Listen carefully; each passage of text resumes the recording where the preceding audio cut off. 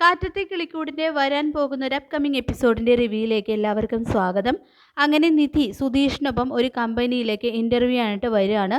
സുധീഷ് കാറിലിരിക്കുമ്പോൾ നിധി interview attend ചെയ്യാനായിട്ട് പോകുന്നു. അവിടെയുള്ള ഒരു സ്റ്റാഫിനോട് നിധി പറയുന്നുണ്ട്, ഞാനിവിടെ ഇൻ്റർവ്യൂവിനായിട്ട് വന്നതാണെന്നും എനിക്ക് MD കാണാൻ പറ്റുമെന്നും ചോദിക്കുമ്പോൾ അപ്പോയിൻമെൻ്റ് ഉണ്ടോ എന്ന് ചോദിക്കുന്നുണ്ട് ആ സ്റ്റാഫ്. ആ സമയം ടെൻഷനോടെ നിധി പറയുന്നുണ്ട്, എനിക്ക് അപ്പോയിൻമെൻ്റ് ഒന്നും ഇല്ലെന്ന്. പുഞ്ചിരിയോടെ ആ സ്റ്റാഫ് പറയാണ്, ഇവിടുത്തെ MD കാണാൻ അപ്പോയിൻമെൻ്റ് ഒന്നും വേണ്ട, ഞാൻ ചുമ്മാ പറഞ്ഞതാ, വെയിറ്റ് ചെയ്യുക, ഞാൻ MD ചോദിക്കട്ടെ എന്ന് പറയുന്നുണ്ട്. തുടർന്ന് MD ക്യാബിനിലേക്ക് ചെല്ലുകയാണ് നിധി. MD നിധി അല്ലേ എന്ന് ചോദിക്കുമ്പോൾ അതേ സാറിന് പറയുന്നുണ്ട് കേട്ടോ നിധി. സാറിനെ ഒന്നും വിളിക്കണ്ട, എനിക്ക് അത്ര പ്രായമൊന്നും ആയിട്ടില്ല. ഓക്കെ എന്ന് പറഞ്ഞ് നിധി ടെൻഷനോടുകൂടി ഇരിക്കുമ്പോൾ എന്തിനാ ഇത്ര ടെൻഷനായിട്ട് ഇരിക്കുന്നത്, സന്തോഷത്തോടെ ഇരിക്കുക, ജസ്റ്റ് റിലാക്സ് എന്ന് പറയുന്നുണ്ട് കേട്ടോ MD. എന്നെ കണ്ടാൽ ഭയപ്പെടുത്തുന്ന പോലെ എന്തെങ്കിലും ഉണ്ടോ എന്ന് ചോദിക്കുമ്പോൾ അങ്ങനെയൊന്നും ഇല്ല എന്നും മറുപടി കൊടുക്കുന്നുണ്ട് നിധി.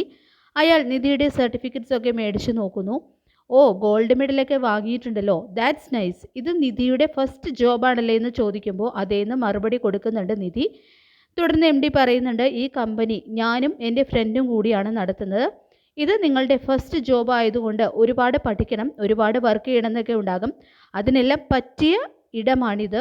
I hope you are enjoy working here എന്നൊക്കെ പറഞ്ഞ് കൈ കൊടുക്കുന്നുണ്ട് കേട്ടോ MD. വിശ്വസിക്കാനാവാതെ ഇത്രയേ ഉള്ളൂ, എനിക്ക് ജോലി കിട്ടിയോ എന്ന് നിധി ചോദിക്കുമ്പോൾ ഇത്രയേ ഉള്ളൂ, വേറെന്താ വിചാരിച്ചത് എന്ന് ചോദിക്കുന്നതും ക്വസ്റ്റ്യൻസ് ഒന്നും ഇല്ലേ എന്ന് ചിരിയോടെ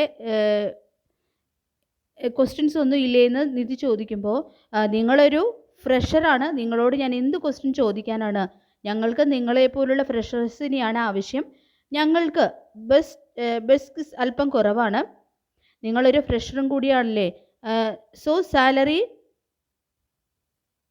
20,000 നിന്നാണ് സ്റ്റാർട്ട് ചെയ്യുന്നത്. നന്നായി വർക്ക് ചെയ്താൽ കമ്പനിയുടെ ഒപ്പം നിങ്ങളും വളരും. ജോയിൻ ചെയ്യേണ്ട ഡേറ്റും ഡീറ്റെയിൽസും ഒക്കെ മെയിൽ അയക്കാമെന്ന് പറയുന്നുണ്ട് കേട്ടോ MD. സന്തോഷത്തോടെ ശരിയെന്ന് പറഞ്ഞുകൊണ്ട് നിധി പോകുന്നു. വണ്ടിയിൽ ചാരിക്കിടന്ന് ഉറങ്ങുകയാണ് കേട്ടോ നിതീഷ്. അപ്പം നിതീഷിനെ ഉണർത്താതെ പതിയെ വണ്ടിയിൽ കയറിയിരുന്ന് തൊഴുത് പ്രാർത്ഥിക്കുകയാണ് നിധി.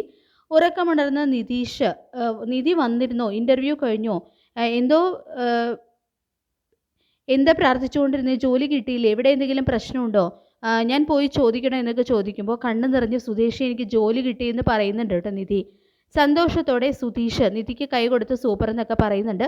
നിധിയാണെങ്കിൽ താങ്ക് യു എന്ന് പറയുന്നു. എനിക്കിത് വിശ്വസിക്കാൻ കഴിയുന്നില്ല എന്ന് നിധി പറയുമ്പോൾ എന്തായിരുന്നു നിധി, ഗോൾഡ് മെഡലൊക്കെ നേടിയ ഇയാളാണോ ജോലി കിട്ടിയത് വിശ്വസിക്കാതിരിക്കുന്നത്? അപ്പം നിധി പറയുന്നുണ്ട്, അതല്ല സുധീഷ്, ഇത്ര പെട്ടെന്ന് ജോലി കിട്ടുമെന്ന് ഞാൻ ഒരിക്കലും പ്രതീക്ഷിച്ചതല്ല. ഞാൻ അറ്റൻഡ് ചെയ്ത രണ്ടാമത്തെ ഇൻ്റർവ്യൂ ആണിത്, അതിലെനിക്ക് ജോലി കിട്ടി, അത് കൂടെ വന്നിരിക്കുന്ന ആളിൻ്റെ ഭാഗ്യം കൊണ്ടാണ് എന്നെല്ലാം നിധി പറഞ്ഞുകൊണ്ട് പുഞ്ചിരിയോടുകൂടി നിതീഷിനെ നോക്കുകയാണ്. അതൊക്കെ ശരി, എന്നാ ജോയിൻ ചെയ്യേണ്ട ഡേറ്റ് എന്ന് നിതീഷ് ചോദിക്കുമ്പോൾ അവരത് മെയിൽ ചെയ്യുന്നു പറയുന്നുണ്ട് കേട്ടോ നിധി. തുടർന്ന് നിധി സന്തോഷത്തോടെ സ്വീറ്റ്സൊക്കെ വാങ്ങി സുധീഷിനൊപ്പം സുഭാഷിൻ്റെ ജോലി സ്ഥലത്തേക്ക് പോകുന്നുണ്ട്. നിധിയെ കാണുന്ന സുഭാഷ് ആണെങ്കിൽ മോളെന്താ ഇവിടെ എന്ന് ചോദിക്കുമ്പോൾ ഞാൻ ഇന്നൊരു കമ്പനിയിൽ ഇൻ്റർവ്യൂവിന് പോയിരുന്നു എന്നും ഇന്ന് എനിക്ക് ജോലി കിട്ടിയെന്നും പറയുന്നു. സന്തോഷത്തോടെ സുഭാഷ്, എനിക്കറിയാമായിരുന്നു മോളെ നിനക്ക് ജോലി കിട്ടുമെന്ന്, ബുദ്ധിയുള്ള പെൺകുട്ടിയല്ലേ നീ, നിനക്ക് ജോലി കിട്ടാതിരിക്കുമോ, എനിക്ക് ഒരുപാട് സന്തോഷമായി എന്ന് പറയുന്നുണ്ട് സുഭാഷ്. എനിക്കും ഒരുപാട് സന്തോഷമായി, അതാണ് സുഭാഷ് ചേട്ടന് സ്വീറ്റ്സ് തരാനായിട്ട് ഞാൻ വന്നത്. ബംഗാളി ചേട്ടനെ അടുത്ത് വിളിച്ച് അയാളോടും സ്വീറ്റ്സ് എടുത്താളാനും നിധിക്ക് ജോലി കിട്ടിയെന്നും പറയുന്നുണ്ട് സുഭാഷ്. അങ്ങനെ നിധി അവിടെയുള്ള ജോലിക്കാർക്കും സ്വീറ്റ്സ് ഒക്കെ കൊടുക്കുന്നു. ഇതേ സമയം അവിടേക്ക് ഭയ്യ എന്ന് വിളിച്ചുകൊണ്ട് ബംഗാളി ചേട്ടൻ്റെ സഹോദരി വരുന്നുണ്ട് കേട്ടോ. ആരാണ് ഇതെന്ന് നിധി ചോദിക്കുമ്പോൾ എൻ്റെ സഹോദരിയാണ് ഇതെന്ന് പറയുന്നുണ്ട് ബംഗാളി. നമസ്തേ എന്ന് ഹിന്ദിയിൽ അത് പറയുമ്പോൾ ഹിന്ദി മാത്രമേ അറിയുള്ളൂ എന്നും മലയാളം അറിയില്ലെന്നും സുധീഷ് ചോദിക്കുമ്പോൾ ബംഗാളി നമ്മൾ അങ്ങോട്ട് പറയുന്നത് മനസ്സിലാകും, പക്ഷേ ഇങ്ങോട്ട് പറയാൻ അറിയില്ലെന്ന് പറയുന്നുണ്ട് അയാൾ. എനിക്ക് ഭക്ഷണവുമായി വന്നതാണ് മോളെ, ഇത് സുഭാഷ് ഭായിയുടെ ബ്രദർ സുധീഷാണ്, സുധീഷ് ഭയ്യയുടെ വൈഫാണ് ഇത് പേരെന്ന് പറഞ്ഞുകൊണ്ട് പെങ്ങൾക്ക് പരിചയപ്പെടുത്തി കൊടുക്കുന്നുണ്ട് ബംഗാളി. സുധീഷ് ആണെങ്കിൽ അതിനും സ്വീറ്റ്സ് ഒക്കെ കൊടുക്കുന്നുണ്ട്. പിന്നീട് നികേഷും നിധിയും ഷോപ്പിംഗ് കഴിഞ്ഞിട്ട് വരികയാണ് കേട്ടോ. സുഭാഷ് ചോദിക്കുന്നുണ്ട്, നിങ്ങളെന്താ ഇത്ര വൈകിയെന്ന് ചോദിക്കുമ്പോൾ ഓഫീസിൽ ഇട്ടുകൊണ്ട് പോകാൻ പറ്റിയ ഡ്രസ്സൊന്നും ഇല്ലല്ലോ, അതുകൊണ്ട് ഓഫീസിൽ ഇട്ടുകൊണ്ട് പോകാൻ പറ്റിയ ഡ്രസ്സുകൾ എടുക്കാൻ പോയതാണെന്ന് പറയുന്നുണ്ട് നിധി. സുഭാഷിന് നിതീഷിന് നിധി വാങ്ങി കൊടുത്ത ഷർട്ടും കാണിച്ചിട്ട് ഇതെങ്ങനെയുണ്ടെന്ന് സുഭാഷിന് ചോദിക്കുമ്പോൾ സൂപ്പർ എന്ന് പറയുന്നുണ്ട് കേട്ടോ സുഭാഷ്. അപ്പോൾ സുഭാഷിനും ഷർട്ട് എടുത്തിട്ടുണ്ടായിരുന്നു നിധി, അത് കൊടുത്തിട്ട് ഇതെങ്ങനെയുണ്ടെന്ന് ചോദിക്കുന്നുണ്ട് കേട്ടോ നിധി. എനിക്ക് എന്തിനാ മോളെ ഷർട്ടെന്ന് സുഭാഷ് ചോദിക്കുമ്പോൾ ഞാനിത് സുഭാഷിനേട്ടന് വേണ്ടി വാങ്ങിയതാണെന്നും എങ്ങനെയുണ്ടെന്നും ചോദിക്കുന്നുണ്ട് നിധി. അപ്പം നന്നായിട്ടുണ്ട്, പക്ഷേ ഞാൻ ചെയ്യുന്ന ജോലിക്ക് എന്തിനാ പുതിയ ഷർട്ടൊക്കെ? സുഭാഷ് ചേട്ടൻ എന്താ എപ്പോഴും ജോലി ചെയ്യാണോ? പുറത്തൊക്കെ പോകില്ലേ? അപ്പോൾ നല്ല ഷർട്ടൊക്കെ വേണ്ടേ എന്ന് പറയുന്നുണ്ട് കേട്ടോ നിധി. അങ്ങനെ ഹരീഷിനും എന്തിന് ഭാസ്കരനെ വരെ ഷർട്ട് എടുത്ത് കൊടുക്കുന്നുണ്ട് നിധി. നന്നായിട്ടുണ്ട് മോളെ, ഷർട്ട് എനിക്ക് ഇഷ്ടപ്പെട്ടു എന്ന് പറഞ്ഞ് അതുമായിട്ട് പുറത്തു പോകുകയാണ് ഭാസ്കരൻ. തനിക്ക് കിട്ടുമെന്ന പ്രതീക്ഷയിൽ നിൽക്കുന്ന സുധീഷിനെ ഒന്ന് നോക്കുക പോലും ചെയ്യാതെ നിധി മുറിക്കകത്തേക്ക് പോകുന്നുണ്ട്. മുറിക്കകത്ത് നിന്നും വന്ന നിധി കാണുന്നത് സങ്കടത്തോടെ നിൽക്കുന്ന സുധീഷിനെയാണ് കേട്ടോ. അപ്പോൾ എന്താ നിധി, എല്ലാവർക്കും ഡ്രസ്സ് എടുത്തിട്ടും എനിക്ക് എടുത്തില്ലെന്ന് തുറന്ന് ചോദിക്കുന്നുണ്ട്. അച്ഛന് വരെ വാങ്ങി കൊടുത്തിട്ടും എനിക്ക് മാത്രം വാങ്ങണമെന്ന് തോന്നിയില്ലെന്ന് ചോദിക്കുമ്പോൾ ഇല്ല എന്ന് പറയുന്നുണ്ട് നിധി. ഇതേ സമയം ഹരീഷും നികേഷും കൂടി സുധീഷിന് ഷർട്ട് കാണിച്ചു കൊടുക്കുന്നുണ്ട്. നന്നായിട്ടുണ്ടെന്ന് നിധി പറയുന്നുണ്ട് കേട്ടോ സുധീഷ്.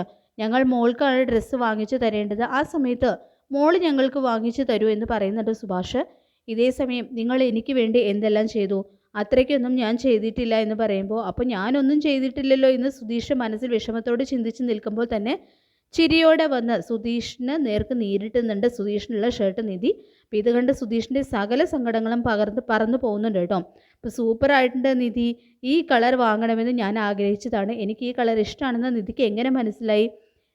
എനിക്കറിയില്ലായിരുന്നു നികേഷാണ് ഈ ഷർട്ട് സുധീഷിന് വേണ്ടി എടുക്കാമെന്ന് പറഞ്ഞതെന്ന് പറയുന്നുണ്ട് നിധി. ഇതേ സമയം സുഭാഷിൻ്റെ ഫോണിലേക്ക് സുനന്ദ വിളിക്കുന്നുണ്ട്.